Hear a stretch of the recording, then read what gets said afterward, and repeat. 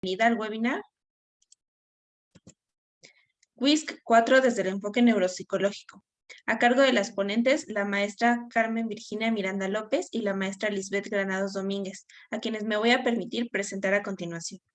La maestra Carmen Virginia Miranda es licenciada en Psicología con campo de profundización en necesidades educativas especiales, cuenta con una maestría en Psicología con residencia en Neuropsicología Clínica y un diplomado en Diagnóstico e Intervención Neuropsicológica de las Alteraciones del Desarrollo Infantil por la FES Iztacala. Cuenta con un diplomado internacional en psicoterapia cognitivo-conductual aplicada a trastornos en niños, Asociación Latinoamérica de Análisis, Modificaciones del Comportamiento y Terapia Cognitivo-Conductual, un diplomado en Psicometría y Evaluación Psicológica por la Asociación Mexicana de Alternativas en Psicología, AMAPSI, un diplomado en Formación de Psicoterapeuta Infantil por el Instituto Mexicano de Psicología Integral. Es fundadora y directora de NKI Neuropsicología Clínica en la Ciudad de México desde el 2014 a la fecha.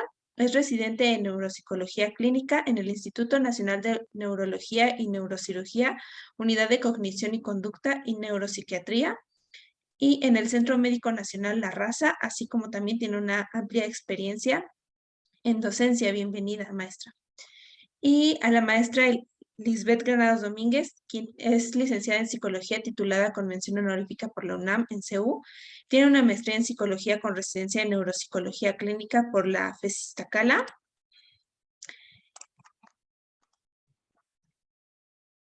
Tiene experiencia en el Instituto Nacional de Ciencias Médicas y Nutrición Salvador Subirán, colaboradora como evaluadora clínica en la línea de investigación deterioro cognitivo en adultos mayores, microbiota intestinal, en el Centro Médico Nacional Siglo XXI, en el Servicio de Neurología, en el Instituto Nacional de Neurología y Neurocirugía, en la Unidad de Cognición y Conducta.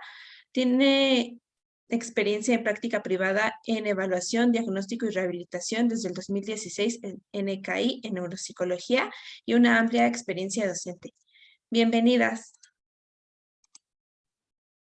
Muchas gracias, maestra Luisa. Gracias. Bueno, a todos muchas gracias por estar aquí presentes y por su interés en el webinar. Vamos a irles presentando algunas cosas para irlos interesando y para que también vayan viendo de qué se trata esto del curso y por qué es que, aunque es una prueba muy usada en general, en el ámbito de la psicología y de la pedagogía principalmente, este enfoque que nosotros pretendemos darle con el curso taller, por supuesto, nos dará más herramientas para que ustedes puedan hacer mejores diagnósticos. Entonces, sobre eso vamos a presentarle algunas láminas y vamos a ir platicando un poquito de algunas cosas que conciernen al curso taller. Entonces, voy a empezar a compartirles pantalla. Me parece que ahí ya todos deberíamos poder verla. Ya bueno, muchas gracias. Es un curso taller, entonces esto quiere decir que va a tener una parte práctica y es totalmente necesaria para que ustedes no solamente sepan aplicar la prueba, sino que también puedan interpretarla en un participante. Entonces vamos a tener una parte teórica y otra parte práctica. Vamos a ir revisando algunas de las aplicaciones que ustedes puedan hacer en ese participante. Siempre les sugerimos que ese participante sea alguno de sus pacientes en caso de que ustedes tengan práctica clínica, porque así van a tener una posibilidad de aterrizar eso que veamos en la parte teórica, pues de manera directa, ¿no? Y ir haciendo, ya les decía, como estas sospechas diagnósticas con todo el poder que tiene la prueba WISC. Me adelanto a una de las preguntas que seguramente están por ahí en la mente de algunos de ustedes. ¿Por qué WISC 4 y no WISC 5? ¿No? Porque uno dirá, bueno, ya está el WISC 5. Bueno, me adelanto, les decía, porque es importante esta condición, porque estamos en la edición cuarta y no en la quinta edición, porque aún no contamos baremos para población mexicana. Y para aquellos que ya estén un poco más empapados con esta parte psicométrica, sabrán que el baremo poblacional es fundamental. Si nosotros no tenemos un baremo en la población en la cual estamos aplicando esa prueba, sea cual sea la prueba o instrumento que estemos utilizando, por supuesto que las inferencias a las cuales podemos llegar no van a ser tan precisas y tan válidas.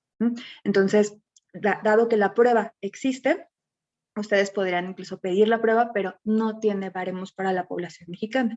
Entonces, por eso es que nosotros decidimos mantenerlo como WIS 4 en lugar de una edición, pues digamos, la más reciente, en espera, por supuesto, de que llegue esa versión, esa quinta versión con esos baremos poblacionales. Ahora, como no tenemos baremos poblacionales en el país, seguimos utilizando la cuarta versión, lo que quiere decir que el curso está pensado para lo que ahora mismo está aprobado para nuestra práctica clínica. Entonces, en ese sentido, creo que esta aclaración es totalmente necesaria y por ahí pues ya me adelanté un poquito a una pregunta que estoy segura que nos iban a hacer. Entonces, tiene estos dos componentes, tanto teórico como práctico. Vamos a hacer una aplicación, vamos a ir nosotros supervisándoles las aplicaciones que hagan y, por supuesto, a partir de esas aplicaciones haremos una interpretación desde una perspectiva neuropsicológica. Las unidades, esto seguramente si ustedes ya pidieron informes del curso taller, les habrá llegado cuáles son las unidades y me parece que también en la página de la DEU está como por ahí establecida cuáles son estas unidades teóricas. Vamos a ver a lo largo del curso la psicometría y las pautas teóricas de la escala. Esta parte psicométrica es totalmente esencial para hacer un análisis cuantitativo de la prueba. Entonces, para aquellos que no tengan experiencia con la prueba, no tienen por qué preocuparse, porque justamente está pensada para una persona que nunca haya aplicado el instrumento. Para aquellos que ya la tengan, por supuesto que esta primera unidad pues va a ser un repaso. Además, vamos a ver algunas pautas teóricas, que es justamente todo lo que está relacionado con el concepto de inteligencia, todo lo que tiene que ver con el antecedente histórico de la prueba, desde cuándo se aplica, cuáles son los cambios que han existido, las modificaciones a partir de estas nuevas conceptualizaciones de inteligencia, por qué es que es importante la prueba y por qué es que es un gold standard para medir la capacidad intelectual. Hay por ahí también unas discusiones muy interesantes que iremos haciendo respecto a esto que conceptualizamos como inteligencia y cuáles son las aplicaciones que podrían tener.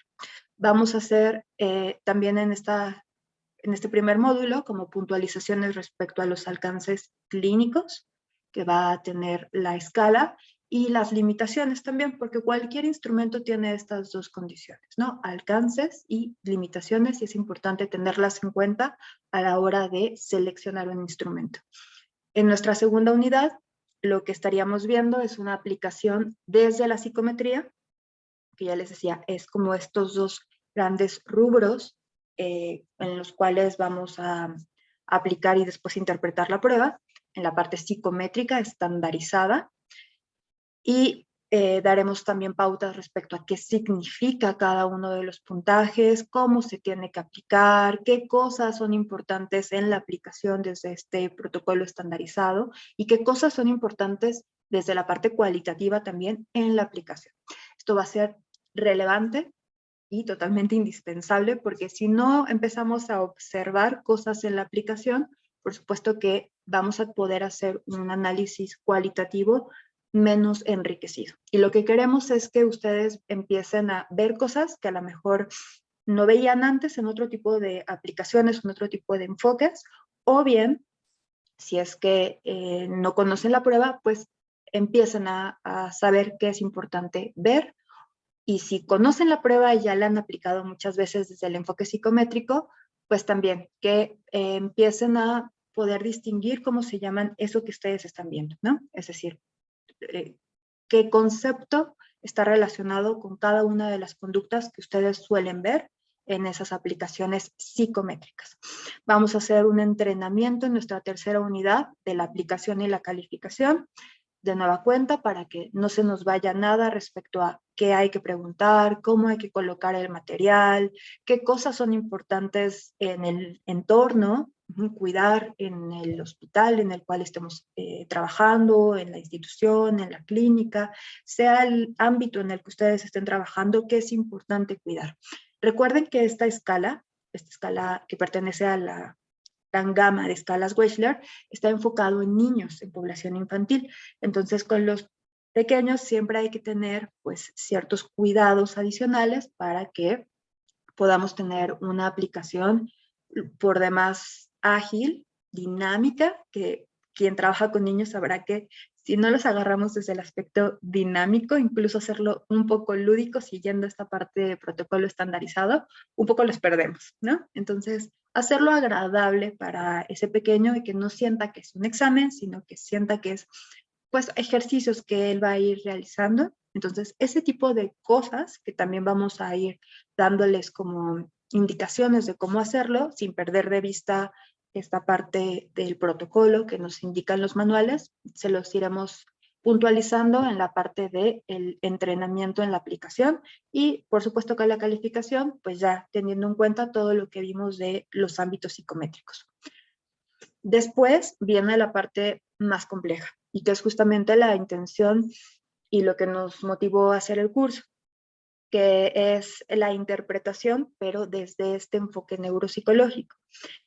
Hay muchos modelos que nos dan cuenta de las distintas funciones cognitivas y eso es justamente a lo que se dedica la neuropsicología, sobre todo desde este enfoque cognoscitivo.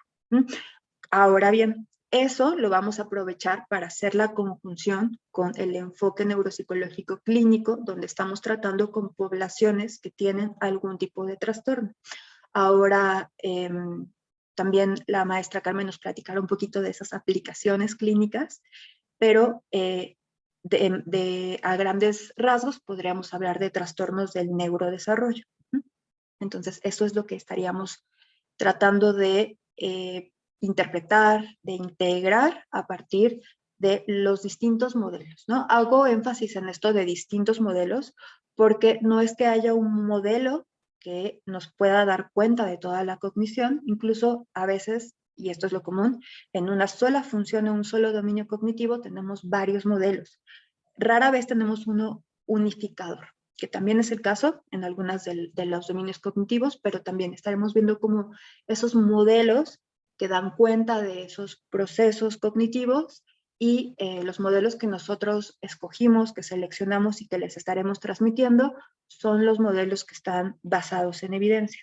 Entonces son aquellos que con estas nuevas técnicas que tenemos de neuroimagen, y de otras técnicas como de fisiología o también de conductuales, tienen más evidencia, tienen, digamos que, un peso dentro de estas nociones científicas que nos dicen es un modelo que se sostiene, que se ha sostenido a lo largo del tiempo y que nos va a dar cuenta y nos va a permitir explicar lo que estamos viendo en nuestros pacientes, ¿no? Ya sea que tengan un trastorno propiamente del neurodesarrollo, que queramos dar cuenta sobre si ese perfil corresponde a esos trastornos o si a lo mejor hay algo en el entorno, algún rendimiento académico que llame la atención al pedagogo o al psicólogo escolar y que entonces surja esta necesidad de aplicar la escala. Eso es la interpretación neuropsicológica, el enfoque neuropsicológico, lo que les digo que es muy rico, muy interesante, que es la forma distinta de ver esta escala, que típicamente se ve solamente desde lo psicométrico, y que va a darles mucha herramienta para que poco a poco puedan tener perfiles cognitivos más enriquecidos y con base en esos perfiles puedan ya sea hacer o corroborar el diagnóstico, si es que eso es lo que ustedes quisieran hacer con el instrumento, o bien elaborar algún tipo de adecuación curricular, que también sirve muy bien para eso esta prueba, para ir haciendo las adecuaciones curriculares necesarias en los entornos escolares. Y lo otro es la evaluación de los trastornos del neurodesarrollo mediante esta escala. Entonces, a grandes rasgos, esto es, digamos que todo lo que estaríamos viendo, ¿no? Como desde las temáticas en el curso y, por supuesto, en la aplicación ya estaríamos aterrizando la teoría, ¿ok? Entonces, cada una de estas unidades, por supuesto que tiene distintos objetivos. Aquí solamente se los resumí de manera muy general, pero si ustedes por ahí tienen alguna cosa que quieran pues, como aclarar, ya en las preguntas iremos como puntualizando ese tipo de cuestiones. En cuanto a la inteligencia, aquí nada más quisiera explicar algunas cositas. Es decir, por supuesto que quien esté interesado propiamente en el curso lo iremos profundizando porque el curso tiene esa posibilidad de ir profundizando cosas y hacer una discusión, sobre todo porque a nosotros nos gusta mucho este enfoque constructivista. Y entonces ustedes también sabrán que desde el enfoque constructivista la intención es que a través de la discusión podamos llegar a conclusiones, podamos llegar a efectivamente qué es esto de la inteligencia, pero quise traérselos en este webinar porque una de de los temas de esos puntos de discusión siempre están alrededor de qué es lo que está evaluando esta escala. Porque ya el nombre de la escala nos los dice, inteligencia. Pero ¿qué es eso que yo llamo inteligencia y por qué es importante? Y ahí ya nos podemos ir incluso a muchas discusiones respecto a, ¿realmente está midiendo inteligencia? ¿Qué tipo de inteligencia? ¿Es suficiente la escala para decir que una persona es o no inteligente? Por eso les digo que estas discusiones que solemos promover en los cursos, talleres, particularmente en este, enriquecen mucho para llegar a conclusiones, ¿no? Ahora no tenemos la oportunidad de hacer esas discusiones, pero bueno, vamos un poco como a ver cuáles son los conceptos y después qué es lo que dice Wechsler. Entonces, hay muchas definiciones, no vamos a profundizar en todas las definiciones que hay, mucho menos aquí en el webinar, les decía, por tema de tiempo, pero pues sí podemos decir que en términos generales, esto de conducta inteligente o inteligencia o habilidad intelectual va a ser un resultado de una interacción entre el medio y entre la genética. Entonces, factores que son ambientales y factores que son genéticos o factores epigenéticos y genéticos. Va a ser resultado entonces de programar, regular, controlar, verificar la conducta. Va a depender mucho del entorno que rodea a ese sujeto, en este caso a los niños. Nos va a permitir adaptarnos y nos va a permitir aprender. Entonces, de manera general, eso. Las escalas Wechsler, todas las escalas tenemos 3. Nosotros nos vamos a centrar en la infantil, en el WISC, pero hay una para niños más chiquitos, para preescolares y hay otra para adultos, ¿no? Todas las escalas van a permitir obtener un parámetro estadístico de la inteligencia, que es por eso que, o sea, no es gratuito el que las escalas, o bueno, más bien no las escalas, nuestras primeras unidades tengan que ver con esto de la estadística. Por eso es que dedicamos tanto tiempo a la estadística, porque nos tiene que quedar claro que es un parámetro estadístico. Aún así, Wechsler, si no lo conocían, porque la escala es muy famosa, pero a veces su rostro no tanto. Si no lo conocían, aquí tenemos una imagen de quién es, cómo se veía Wechsler. David Wechsler define inteligencia como esta capacidad global y agregada. Lo de agregado significa, o nos quiere dar a entender que es algo que se va construyendo. Que les decía, tiene estos 2 componentes, pero desde el ambiental vamos construyendo a esa inteligencia, esa habilidad de un individuo para actuar con una finalidad, tener una meta, pensar de manera racional y relacionarse adecuadamente con el entorno.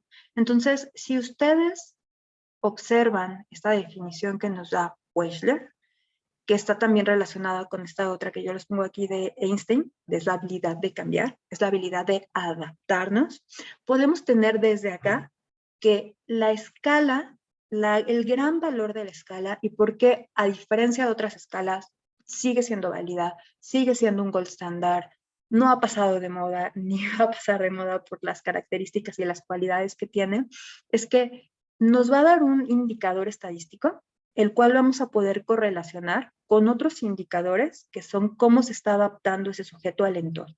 Y ahí ya cerramos con esta definición de Wechsler. Capacidad para actuar siguiendo una meta, para pensar racionalmente y para relacionarnos con el entorno, para adaptarnos a ese entorno. Y hacemos esas dos mezclas de esa información que tenemos con la escala y esa información que tenemos con lo adaptativo, y ahora sí podemos tener un indicador general de qué es inteligencia y si ese sujeto se está adaptando a su entorno con esa habilidad que ya cuantificamos a través de la escala. Por eso también les decía, cuando iniciábamos esta charla, no nos vamos a la escala 5, porque no por ser más nueva es mejor, si no cuenta con el baremo poblacional. Si tuviera el baremo poblacional, por supuesto que diríamos escala 5 o la edición 5, más bien, escala WISC, edición 5. Pero si no tenemos ese baremo poblacional, entonces esta parte psicométrica la perdemos. Y ya veíamos, bueno, el énfasis que estoy haciendo aquí, que estoy intentando transmitirles, es que esa parte psicométrica es esencial, es clave y es algo que no nos podemos saltar en ese caso. Entonces, les decía, importante tener en cuenta estas dos esferas, la psicométrica, este indicador de inteligencia, y la parte adaptativa, porque ya desde la definición que construye en el 1939 Wechsler no las indica. Ahora, respecto a ¿cuándo es que surge la escala? La escala en realidad, la definición veíamos que era del 39 y la propone Wechsler también desde el 39. La escala propiamente que estaríamos revisando en el curso, que es el WISC, se propone se elaboró y se empezó a usar desde 1949. Tiene bastante tiempo. No es la única escala de inteligencia. Acá les pongo por lo menos dos. La inicial, que fue la de Binet y Simon, y la otra escala que también es de la época, que es la de Kaufman. Y así podemos ver muchas escalas o muchas pruebas de inteligencia. Les digo, no es la única.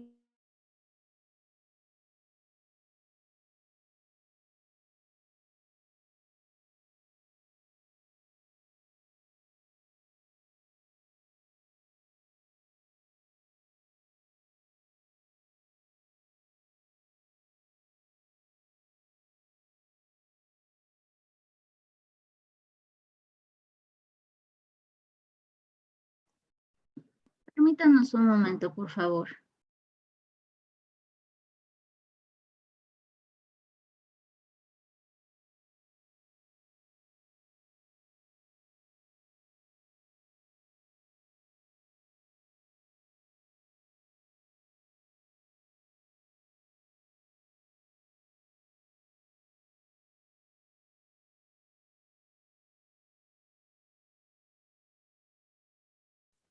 Perdón, por alguna razón me salí. Permítanme.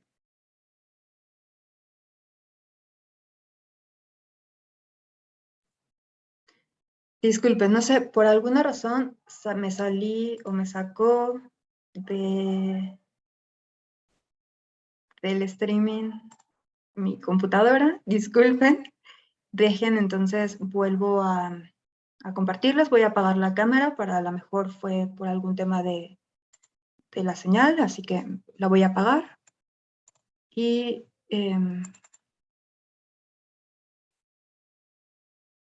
ok, me parece que nos habíamos quedado justamente acá. No sé si... Sí, ok. Muy bien. Bueno, les decía entonces, esta escala que tenemos acá está basada en muchas distintas teorías psicométricas, no solamente modelos neuropsicológicos, sino también teorías psicométricas, y esta, que es la teoría CHC, recibe ese nombre por los autores de la propia teoría factorial. Iremos viendo también qué es esto de teoría factorial desde la parte psicométrica, pero básicamente nos va a permitir tener algo que es una inteligencia cristalizada o indicadores de esto, de cómo se encuentra la inteligencia cristalizada y la inteligencia fluida. Dentro de inteligencia fluida, razonamiento fluido, procesamiento visual, memoria a corto plazo, que es esencial. La memoria a corto plazo y memoria de trabajo son esenciales. Entonces, desde acá les anticipo que es algo indispensable para que después podamos hacer justamente esos hallazgos o esas interpretaciones clínicas. Y la velocidad de procesamiento, que también va a ser esencial para el aprendizaje.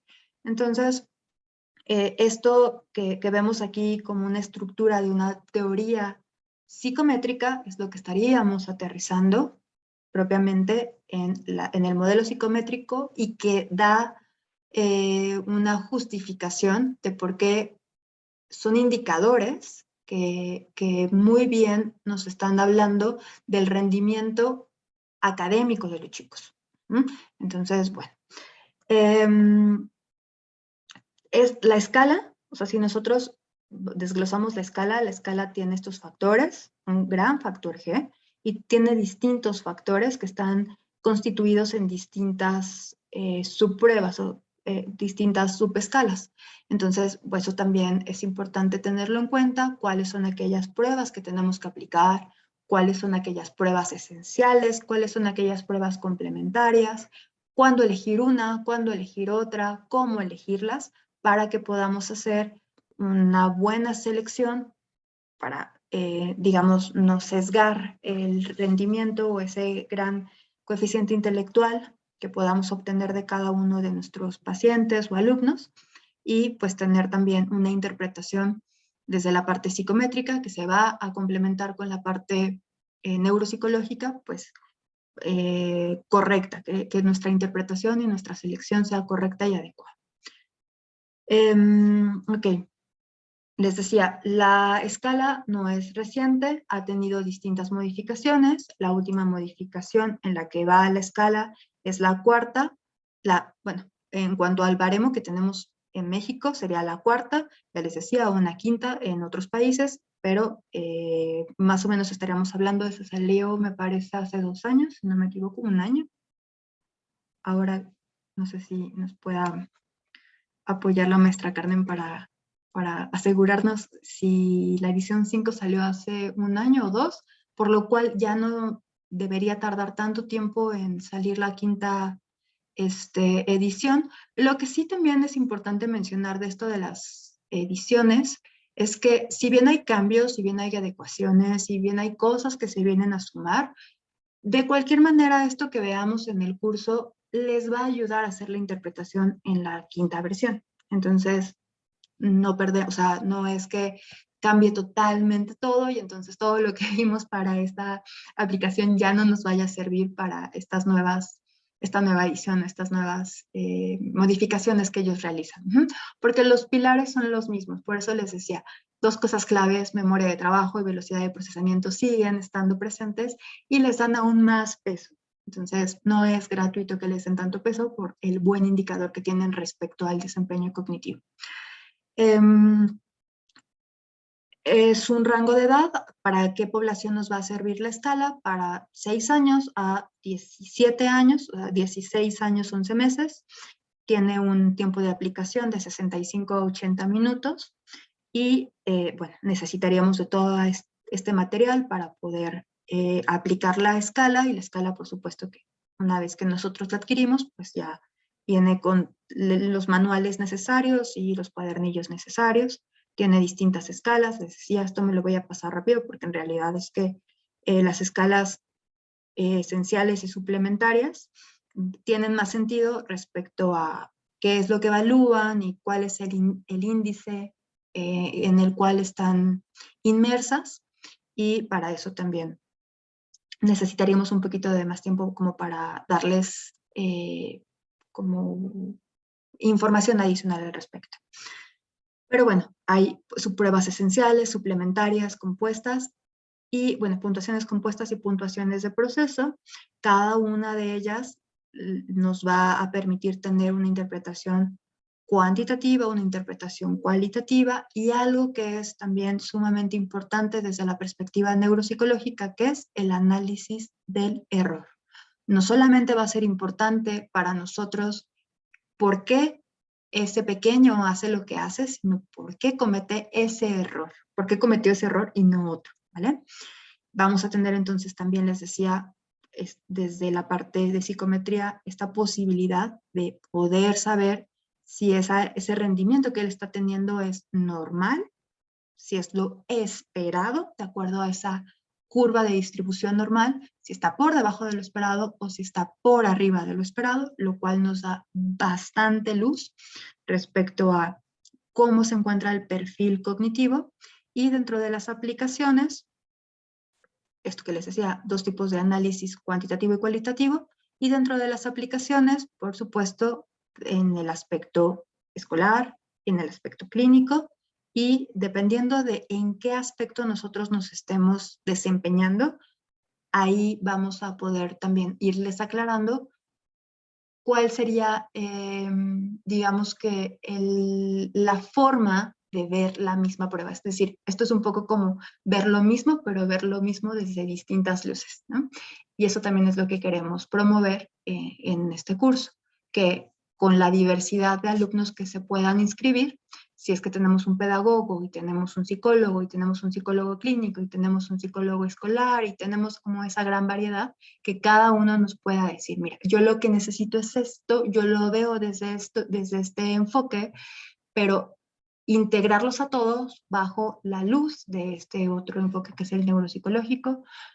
Maestra Carmen, no sé si por acá nos quisiera comentar algo más respecto a esto del ámbito clínico pedagógico y sobre todo la aplicación de trastornos del neurodesarrollo. Sí, muchas gracias, maestra Lisbeth. Bueno, como bien lo comentó la maestra Lisbeth hace un momento, si bien la cuestión psicométrica es sumamente importante en cualquiera de las pruebas que se utilicen para conformar una batería y establecer una impresión diagnóstica, algo que también es muy relevante es esta cuestión de la cualificación de la ejecución al momento de realizar una batería. Bueno, una prueba, en este caso, de la o el paciente. Vamos a empezar por esta parte en la que estamos hablando de la ejecución. Como bien sabemos, toda prueba que está baremada, que está estandarizada, es decir, que aplica los principios de la psicometría, nos da unos parámetros de la normalidad y de lo que pues, puede salir de esta. En aspectos de números, es decir, en aspectos cuantitativos. La formación en la aplicación del WISC no solo es leer el manual y poder hacer una traducción de las puntuaciones naturales a puntuaciones compuestas o puntuaciones escalares, sino también tener una observación nítida, una observación exquisita al momento de que cada paciente está realizando cada una de las subpruebas. ¿Por qué? Porque, bueno, podemos decir, ok, ¿lo logró o no lo logró? Me voy a centrar, por ejemplo, en la subprueba de vocabulario, en donde se le pregunta al paciente toda una serie de cuestiones así de, ¿y qué es esto? ¿Qué es esto? ¿Qué significa? ¿Qué quiere decir bicicleta? ¿Qué quiere decir antiguo? Y así sucesivamente. Y podemos dejar la cuestión psicométrica y poner 0, 2, 0, 2 o 0, 1, es decir, cuánta puntuación obtuvo el paciente.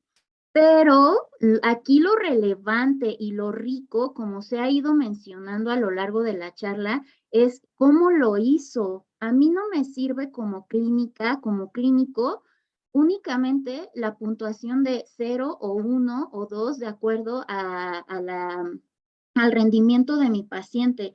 A mí lo que me va a servir para poder construir todo este perfil cognitivo es realmente cómo lo hizo. Es decir, si yo te pregunto, ¿qué es una bicicleta? ¿O qué quiere decir una bicicleta? ¿Qué quiere decir bicicleta? Y tú inmediatamente me respondes, es un medio de transporte con dos ruedas que no utiliza gasolina. Entonces, yo voy a ver justamente eso, así como tú me lo respondes, yo es lo que voy a ir cualificando, es decir, voy a ir describiendo. El paciente me está comentando o el paciente responde de una manera eficiente y fluida ante las interrogantes que se le van presentando. O por el contrario, si yo le pregunto y se tarda muchísimo en responder y únicamente me dice, es algo con lo que me pueda mover, pero después de unos 30 segundos ya me está respondiendo que para términos de rendimiento en esta subprueba, 30 segundos ya es mucho, es mucho tiempo. Entonces, todas estas características que vamos a ir nosotros aprendiendo a observar, aprendiendo a describir, nos van a ir dando pautas para estos ámbitos clínicos y pedagógicos. ¿Por qué? Porque normalmente, y estoy segura que muchas o muchos de ustedes han visto un reporte de un WIS 4, de una aplicación de una Wechsler. ¿Y qué pasa?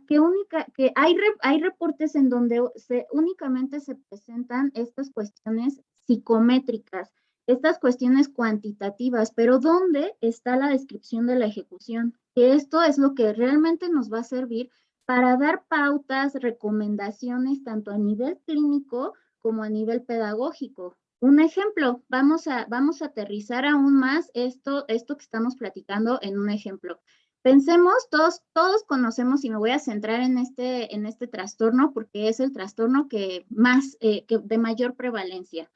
El TDAH, el trastorno por déficit de atención e hiperactividad. Entonces, tenemos a 3 niños que tienen TDAH, pero cada niño va a tener un perfil cognitivo distinto. ¿Por qué? Porque si bien todas las características clínicas del TDAH que nos marca el DSM-5 o la CIE-11 están de manera específica, también, pues cada individuo tiene sus características. En este caso, sus características clínicas y cognitivas de acuerdo con la historia clínica de cada paciente, porque podemos tener, y otra vez, y lo voy a centrar aún más con aspectos de variables sociodemográficas, por ejemplo, edad, misma edad, mismo grado escolar y mismo nivel socioeconómico. Pero, oh sorpresa, cada niño tiene su dinámica familiar distinta.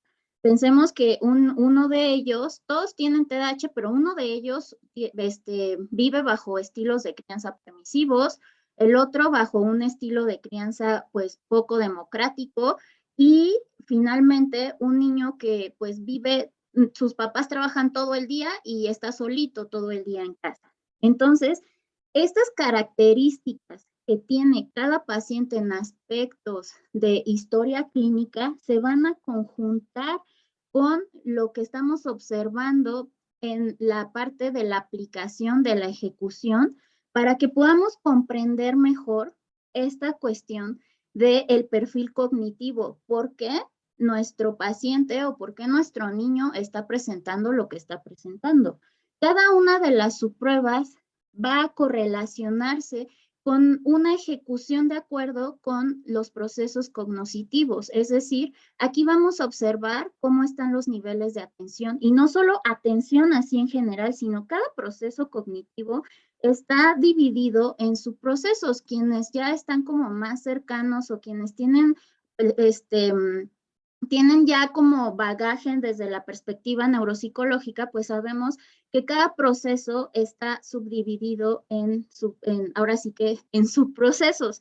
Entonces, pues no es así como de, ay, tiene deficiente la atención. No, es decir, tiene deficiente o tiene alteraciones o tiene dificultades en la atención, pero ¿cuál? Atención sostenida, atención selectiva, atención ejecutiva o tiene deficiencias en los aspectos de memoria o en el lenguaje, pero ¿qué tipo de lenguaje? Lenguaje expresivo, lenguaje comprensivo, si es de cualquiera de las dos esferas, lenguaje a nivel sintáctico, a nivel semántico, al nivel morfológico, en la fluidez, en qué tanto arroja, en la velocidad en la que arroja estímulos para resolver problemas, Todo esto es lo que se observa desde el enfoque neuropsicológico para poder darle un perfil a cada uno de los trastornos de neurodesarrollo específicos para cada paciente, es decir, no de manera general.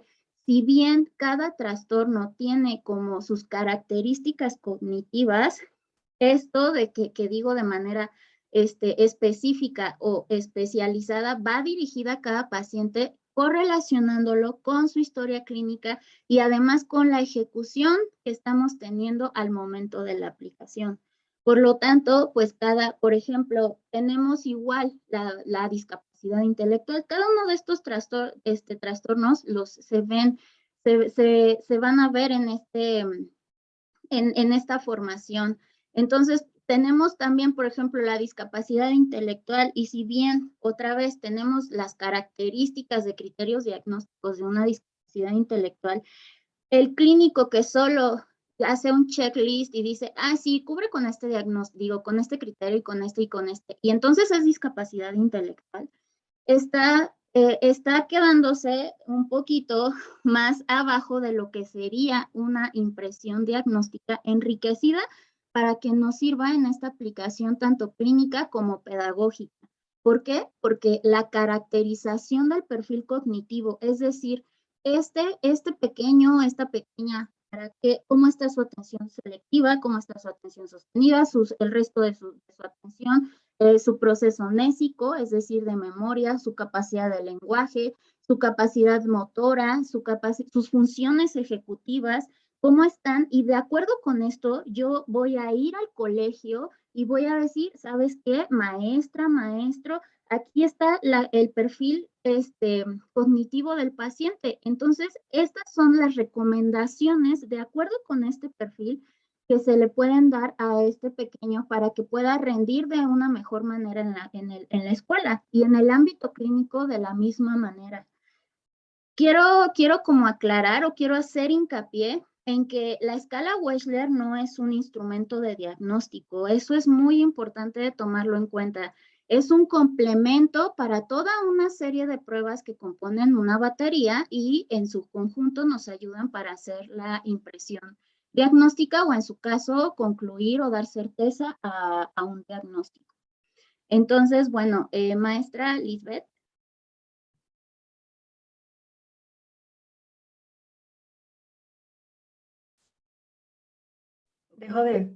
¿Ya dejó de compartir? Sí. Perdón, apagué mi cámara por el tema de, a lo mejor por eso me saco. Ok, bueno, entonces nos gustaría saber si tienen, bueno, más que nada en el Facebook vi que sí tienen bastantes dudas, pero aquí en esta transmisión de Zoom, ¿tienen alguna duda? Con gusto pueden encender su micrófono y les escuchamos. Buenas tardes, maestra. Tengo por aquí una pregunta. Dice, debido a la pandemia, nos hemos visto obligados a incursionar en lo virtual. ¿Esta prueba se puede aplicar a distancia? ¿Cree que afecte demasiado aplicarla de manera virtual? Sí, esta prueba es importante aplicarla en presencial. Yo sé que es muy complicado por esta cuestión de la pandemia, pero miren, algo muy importante, no en esta prueba, sino en todas, es que pues la aplicación, como bien lo hemos mencionado, cuenta con determinados parámetros de aplicación y entonces pues por el momento no hay esos parámetros establecidos para una aplicación en línea. Entonces sí es importante que se aplique de manera virtual, pero reitero, comprendo que es complicado por la pandemia, sin embargo, con todas las medidas necesarias y básicas de salud y de higiene, podemos aplicarla. Ok, muchas gracias. Tenemos otra, dice, en otras pruebas existen software para el análisis de resultados. ¿Existen para WISC? ¿Lo recomendarían?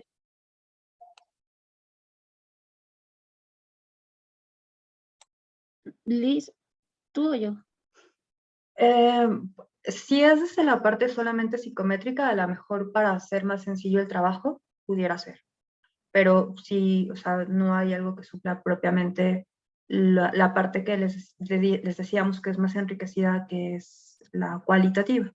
Entonces, si solamente es como para que uno no quiera pasar tanto tiempo haciendo la calificación y haciendo las conversiones de puntuaciones naturales a puntuaciones estandarizadas, pudiera ser. No hay ningún problema con ello. Muchas gracias. Aquí en el chat de Zoom nos dice Vanessa, ¿creen que igual el WIPSI también será actualizado y que otra prueba pueda complementar nuestra impresión diagnóstica como el TDAH? Todas las pruebas en algún momento se considera su actualización. Entonces, siempre, o sea, si bien tarda años, porque pues imagínense el trabajo que cuesta hacer una batería de este tipo, o sea, el trabajo estadístico, el trabajo de justamente para construir los baremos es mucho, pero pues tan el WIPSI, el WIS, que en su momento seguro va a salir su sexta edición y como todas las demás baterías. Ahora, es muy importante que lo que conlleva el conjunto de pruebas que integra una batería es personalizado. No les podría decir así como de, no, pues puedes utilizar esta y esta y esta prueba. No se puede. ¿Por qué? Porque cada paciente es único y cada paciente tiene su propia historia clínica. Entonces, justo la historia clínica es sumamente relevante, hacer una excelente anamnesis con los cuidadores del paciente para que se puedan determinar las baterías que se van a utilizar de acuerdo con el motivo de consulta, que en este caso sería el TDAH, pero ¿qué acompaña ese TDAH? Es lo que les comentaba hace un rato. No es así como de tiene TDAH y esta es la prueba para aplicar TDAH. Tiene probabilidades de TDAH, pero además me están platicando esto y esto y esto en la historia clínica. Entonces, con esa información voy a elegir esta serie de pruebas para hacer mi diagnóstico. Ok, muchas gracias. Justamente en esta misma línea nos preguntaban por Facebook, ¿qué otras pruebas complementan esta evaluación? No sé si nos pudiera explicar un poquito más sobre esto.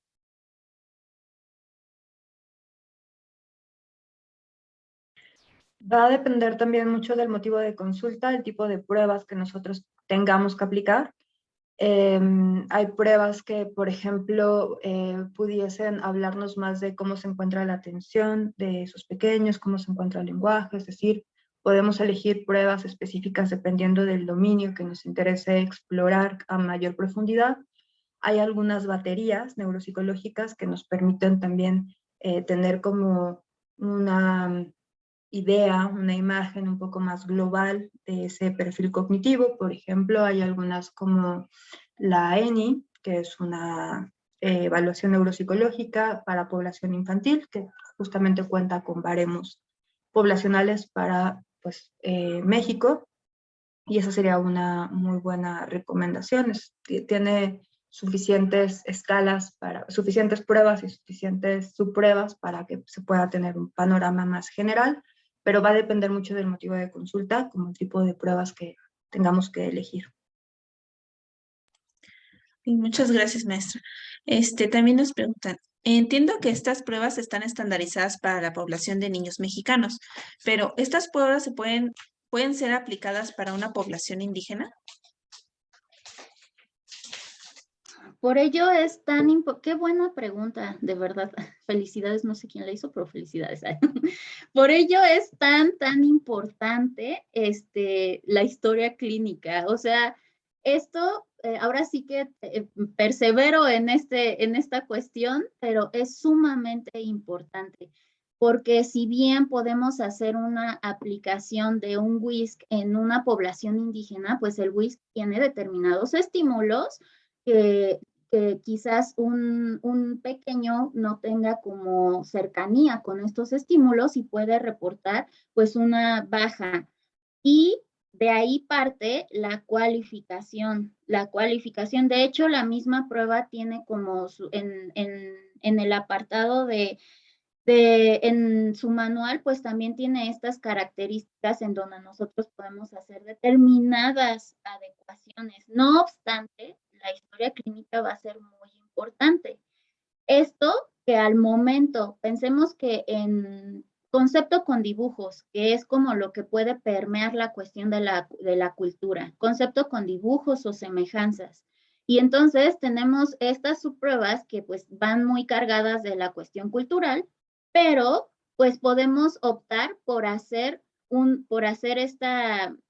esta suplementación con las otras subpruebas y además valorar cómo este pequeño se está desenvolviendo en su día a día, porque puede que en esta cuestión de la prueba salga bajo por la cuestión cultural, pero eso no quiere decir que tenga deficiencias o dificultades en ese proceso. ¿Sí me explico? Entonces, historia clínica y observación de la conducta, no solo al momento de la aplicación de la prueba, sino también en su día a día, aplicar escalas, indagar cómo se está desenvolviendo de acuerdo con lo que nos están reportando en el motivo de consulta, cómo se está desenvolviendo en su día a día para poder hacer toda esa integración.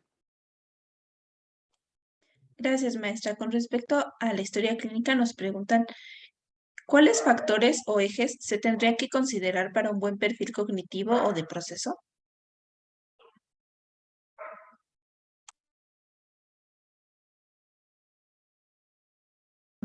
Mm, No sé si ahí, es que a mí me suena como que a lo mejor está mezclando dos cosas y no sé si eso sea, si estoy entendiendo bien la pregunta, ¿no? Por una parte, factores o ejes para hacer un buen perfil cognitivo, o sea, qué cosas hay que evaluar, todos los dominios. Entonces, a lo mejor el término ahí sería dominios cognitivos y serían todos los dominios cognitivos para que nosotros podamos tener pues una visión más integral, más global. ¿Cuáles son los dominios cognitivos? Percepción, bueno, que sería un prerequisito y algunos sí lo ponen como parte de prerequisito, lo englobamos también en lo cognitivo. Percepción, atención, memoria, lenguaje, praxias, nóseas, habilidades visoespaciales, visoconstructivas, función ejecutiva, capacidad intelectual. Y también podemos, dentro de eso, habilidades académicas. ¿Ah? Entonces, esos serían como los dominios, como las cosas que tendríamos que evaluar para tener un perfil cognitivo adecuado, un buen perfil cognitivo. Y lo procesual o lo de proceso ya tiene que ver más bien con el análisis. Es un tipo de análisis que se hace desde el enfoque neuropsicológico, que es de proceso o procesual, que está englobado desde la parte cualitativa. Ok, muchas gracias. También nos preguntan, ¿la aplicación WISC se puede dividir en 2 sesiones? La escala es larga y a veces y los niños no aguantan tanto tiempo para la aplicación. Por supuesto, todo va a depender de su paciente. Justo es lo que cuando preguntan papás y mamás así de, ¿y cuánto va a durar la aplicación? Pues no se puede decir, porque todo va a depender del rendimiento del paciente. Normalmente, bueno, no solo del rendimiento del paciente, también de la experiencia del aplicador. Un aplicador que ya tiene bastante experiencia en esto, pues en una sesión lo aplica normalmente. Sin embargo, como bien comentan, cuando se aplican las escalas complementarias, pues también abarca 2 sesiones. Y esto también pensemos hablando de sesiones de 60 minutos, pero también pensemos que justo nos llega un pacientito, que todas estas características hay que tomarlas en cuenta. Nos llega un pacientito que no son las 9, las citas a las 9 de la mañana y no durmió y tampoco le dieron de desayunar más que una barrita de granola. Y a la media hora estoy segura que nuestro pacientito pues no va a rendir. Aquí, pues, la capacidad atencional va a ser sumamente importante, porque si no tomamos en cuenta esta capacidad atencional y el estado anímico de nuestro paciente, ¿qué va a suceder? Pues puede que nos responda de una manera azarosa o puede que se niegue a responder y esto va a permear los resultados y si no tenemos cuidado al poder detectar estas cuestiones, lo que va a suceder es que todos los resultados los vamos a interpretar de manera incorrecta. Entonces, si es una sesión, si son 2, si son 3, no es como una regla, sino aquí lo importante es tanto la capacidad atencional con la que esté nuestro paciente en ese momento, el rendimiento para cada subprueba y además el estado anímico. Esas son las variables a tomar en cuenta para determinar el número de sesiones. No hay una regla como de tienen que ser 1 o 2 o 3 en su caso. Ok, muchas gracias. Nos preguntan aquí en Zoom, ¿qué riesgos existen al armar baterías con pruebas basadas en diferentes fundamentos teóricos? Pues desde la parte psicométrica no debería haber un riesgo porque todos los instrumentos por eso es que pasan por una validación y una estandarización que les permite ser suficientemente sensibles y específicas para medir cualquiera sea la variable que estén intentando medir. Desde la parte estrictamente teórica, lo único es que nosotros, o sea, quien interpreta la prueba debería manejar y debería empaparse en cuáles son esos fundamentos teóricos. Entonces, también esta parte de solo quedarnos como con el abordaje psicométrico puede hacer, podemos caer en ese riesgo, que a lo mejor para hacer la interpretación, digamos, bien mal, un poco lo que nos decía la maestra, si está en rango, no está en rango, pero a la luz de qué lo estoy interpretando y a la luz de qué formuló ese teórico para hacer su prueba, ¿no? Por eso también esta parte de cuáles son los fundamentos en ese sentido, en los dos sentidos, digamos, psicométrico, yéndonos desde la parte psicométrica fuerte y yéndonos también desde la parte, desde qué está proponiendo Wechsler como inteligencia, va a ser esencial. Y así en cualquier instrumento, ¿no? Cómo se construye para que entonces no haya algún tipo de oposición que haga que ese instrumento pues no sea suficientemente útil para nosotros. Válido va a ser, porque válido por eso es que están estandarizados. Va a ser válido y va a ser sensible. Ahora, desde la parte más, va a ser útil para nosotros de acuerdo a cómo vamos a hacer la interpretación, ahí pues tendríamos nosotros que empaparnos de ese componente en cada uno de los instrumentos, conocer nuestros instrumentos. Muchas gracias, maestra. Nos dicen por acá, ¿creen que sea prudente realizar esta prueba a todos los niños dentro de una escuela para así darles mejor atención a cada alumno y esto ayudaría a que haya una educación diferente y con mayor eficiencia? De que ayudaría, definitivamente, pero es muy complicado. Lo considero muy, muy, muy difícil porque hacer una interpretación adecuada de esta prueba lleva tiempo, o sea, no es que se aplica y en 1 hora se interpreta. ¿Por qué? Porque justo se toman en cuenta todas estas características y no se puede aplicar nada más y ya. Se necesita realizar la historia clínica para poder integrarla con lo que se observó durante la aplicación. Entonces, no es así de aplicarla y ya, o sea, imagínense, es una sesión de historia clínica, 2 sesiones en promedio de mi aplicación, más 4 o 5 horas de integración. Entonces, estamos hablando de 6 horas de trabajo, ahora multiplicándolo por la población del colegio. Entonces, ¿qué se sugiere? Lo que se sugiere es que cuando detectemos determinadas características en los estudiantes, pues se canalice para que se pueda realizar ya la aplicación a ese estudiante en específico. Ok, muchas gracias. Y bueno, para comenzar a cerrar, tenemos un par de preguntas más. ¿Recomiendan aplicar todas las subpruebas, incluso las complementarias? ¿Consideran que esto nos puede dar más elementos?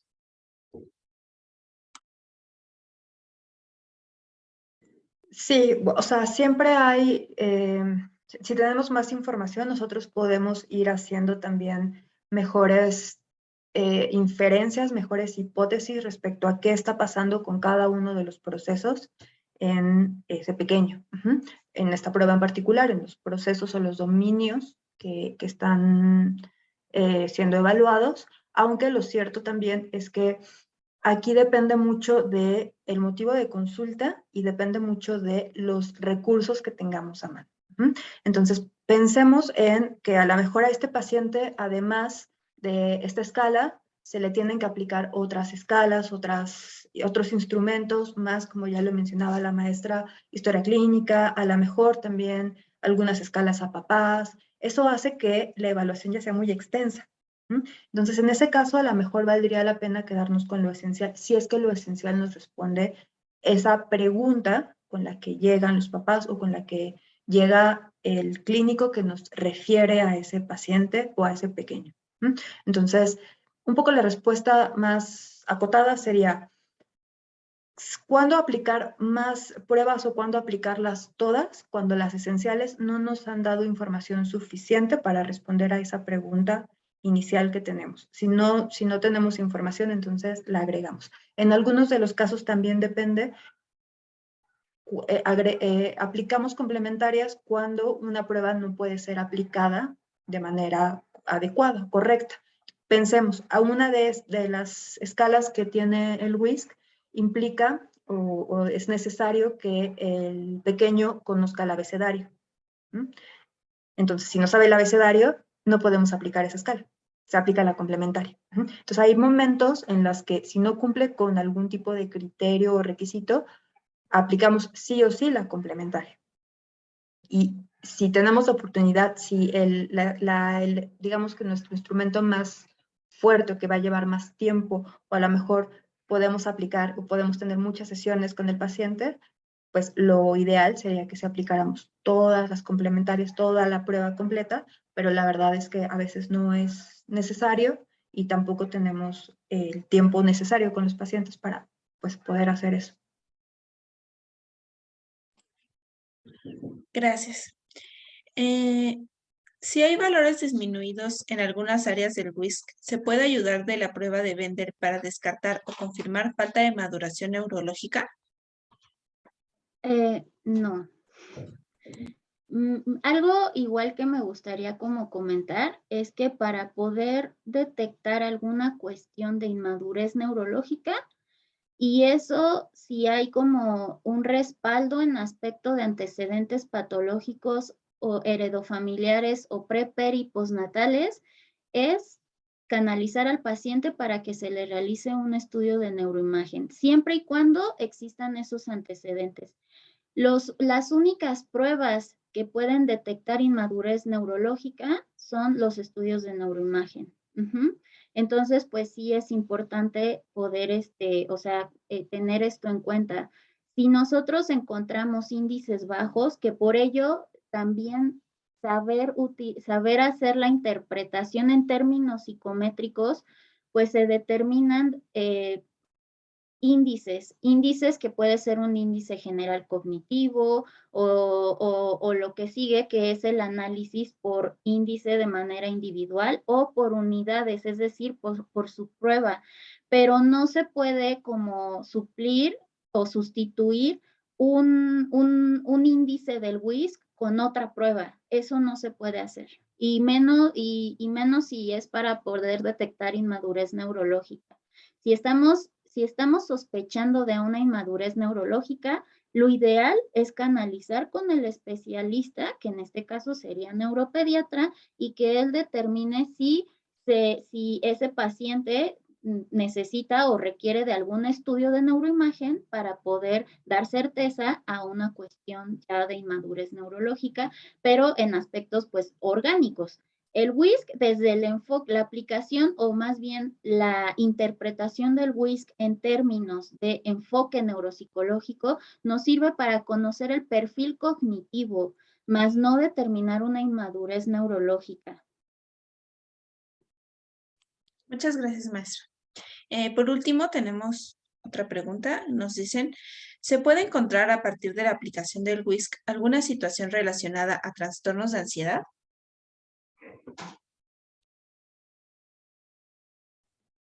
No, en realidad no, o sea, a menos de que, es decir, lo podemos observar, la sintomatología ansiosa, en la aplicación de cualquier instrumento desde la observación clínica, pero el WISC no nos va a permitir identificar estos rasgos emocionales o afectivos o de personalidad.